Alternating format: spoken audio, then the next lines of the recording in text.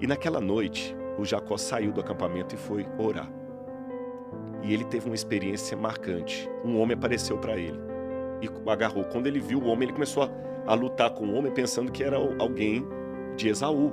E ele luta quando ele vê que não é um homem, é uma figura angelical. Na verdade, é o próprio Deus, em forma angelical, que passou para ele. E ele lutando com o homem, e aquele homem falou o seguinte: eu tenho que ir embora, me solte. E ele agarra e faz o mesmo pedido que ele fez para o pai dele quando ele enganou o pai para ter a primogenitura: abençoe-me. Olá, meus amigos e irmãos, a graça e a paz do Senhor Jesus.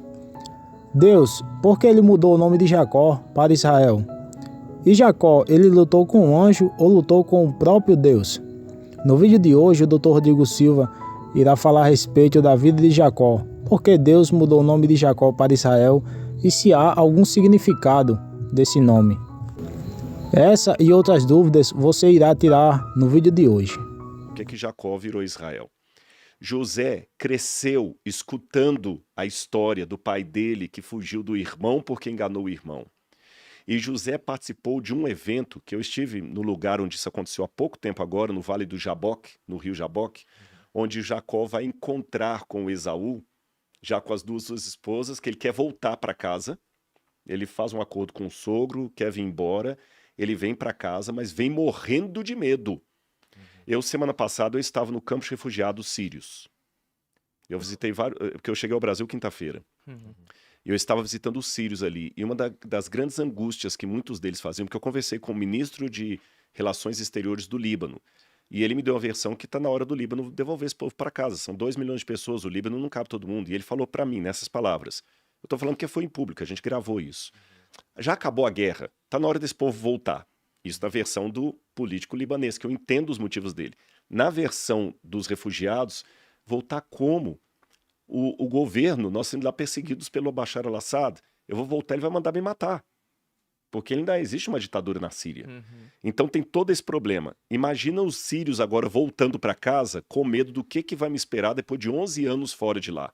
Você pode ser chamado de traidor porque você fugiu do país na época do problema e tudo. Teve um camarada que quebraram todos os dentes da boca dele lá porque ele não lutou no exército. Imagina só, tem todos os dentes quebrados da boca.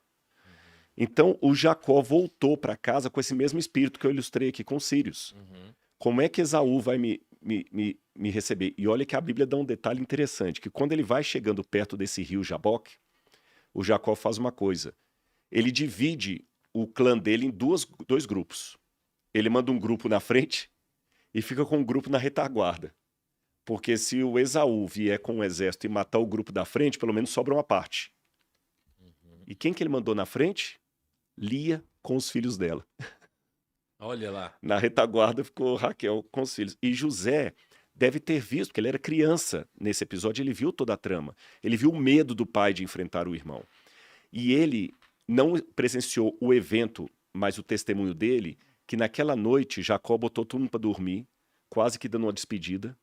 Olha, Jacó deve ter falado isso, a Bíblia não diz, mas eu tenho certeza absoluta. Ele sabia que tinha o risco dele morrer.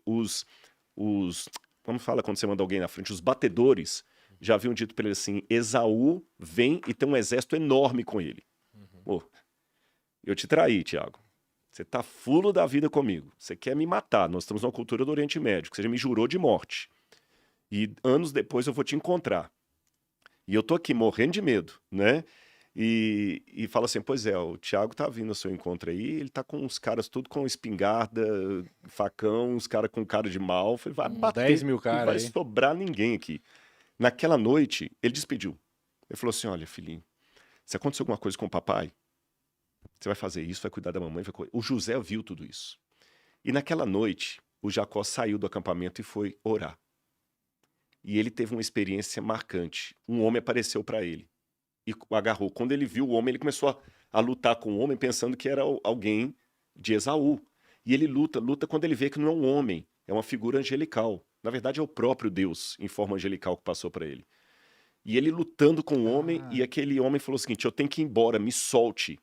E ele agarra e faz o mesmo pedido que ele fez para o pai dele quando ele enganou o pai para ter a primogenitura: abençoe-me. E aquele homem disse: não vou te abençoar, eu não vou te soltar enquanto você não me abençoar.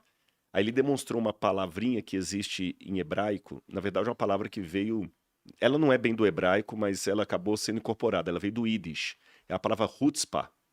É difícil traduzir chutzpah em português, mas chutzpah é uma coisa que é muito valorizada em Israel, no Oriente Médio. É uma audácia, é aquela pessoa que tem garra, que tem determinação, é aquele camarada, vou ilustrar uma situação, que tem uma fila de estagiário para trabalhar com você, e ele entra na sala e fala assim: Tiago, eu sei que pode parecer soberbo, mas pode pensar os outros que eu sou o jovem que você está procurando. Eu sei que você precisa. E ele te olha no olho e fala com tanta... Você fala assim, tá bom. Dispensa os outros mesmo. Tem vários casos desse. Então o chutzpah é que ele não vou te soltar. Enquanto você não me abençoar, eu não te solto. Aí ele perguntou assim, me solta, não te solto. E tinha um costume no tempo do Gênesis que o Abraão até teve com Eliezer. No caso de Jacó e Isaac não é mencionado, mas é possível que tenha havido. Quando você ia receber uma bênção de um homem mais velho, você tinha que colocar a mão na virilha dele, na perna, sabe? Ali na descendência dele, e ele jurava. Repito, no caso de Jacó não é mencionado, mas é possível que tenha tido esse ato, porque ele era comum. Aí ele falou, você quer ser abençoado? Aí o anjo tocou na articulação da perna do Jacó, e rompeu o nervo dele. Tanto é que ele ficou manco depois disso. Quando rompeu, olha a questão psicológica. Deus o fez lembrar daquela cena do engano. E perguntou, qual é o seu nome? Quando o pai lá atrás, que estava cego, perguntou, meu filho, qual é o seu nome? Ele falou, sou Esaú, pai. Ele mentiu no nome. Errou a assinatura. Fingiu a assinatura do irmão. Por isso que ele ganhou a primogenitura. O anjo faz a mesma pergunta dele, qual é o seu nome? Você vai mentir de novo? Ele sentindo a dor na perna, falou, não, meu nome é Jacó mesmo. Eu sou aquele que engana.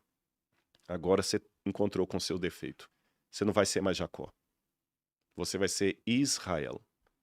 Israel, o homem que luta com Deus e sobrevive. E ele voltou daquela luta mancando, mas um novo homem. José viu isso.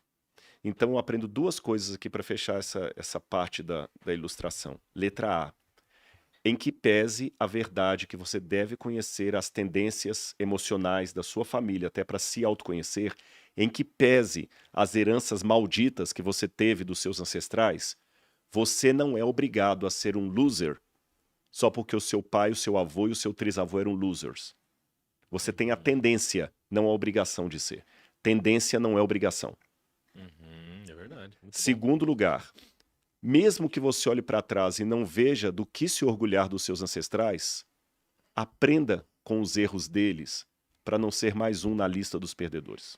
Eita, Se você gostou do vídeo, não se esqueça de se inscrever no canal, deixar seu like e também compartilhar o vídeo. Que Jesus te abençoe e até a próxima.